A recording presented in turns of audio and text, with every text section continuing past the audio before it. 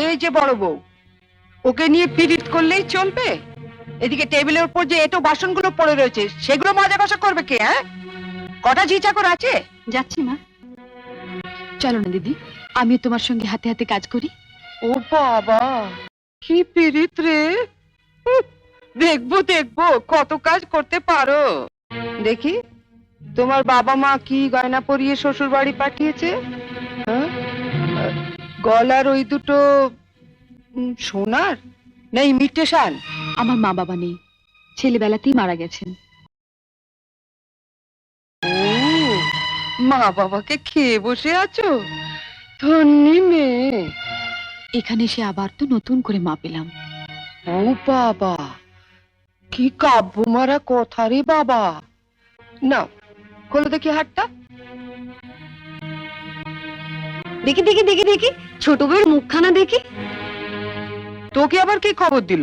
বাহ, রন্টুর বউ ভাতে যাবো বলে তৈরি হচ্ছে, হঠাৎ তনু গিয়ে বলল, তা মা, তোমার ছোট বউয়ের মুখখানা তো বেশ।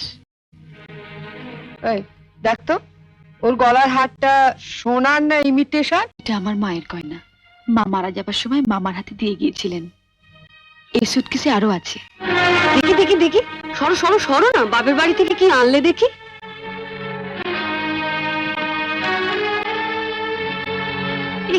এ কি শাড়ি গো, ই মেয়ে, এ নিশ্চয়ই কোনো ভিখারি বাড়ির মেয়েকে বিয়ে করেছে তনু। আমাদের বাড়ি ঝিরা এর কাপড় পরে না। ছি, ছি, দেখ দেখ, ই বাবা, লাল লাল হয়ে যাচ্ছে দেখি, পাউডার।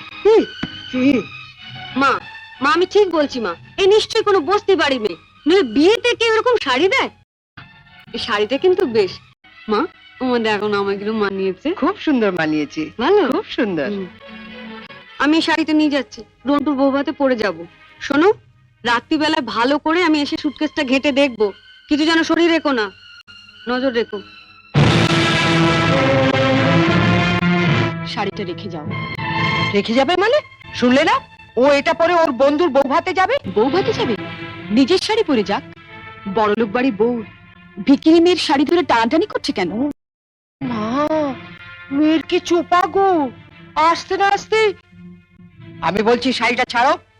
না, আপনার মেয়ে না বলছিল আমার মামা যেসব শাড়ি দিয়েছে তা নাকি ওদের বাড়ি ঝিও পড়ে না?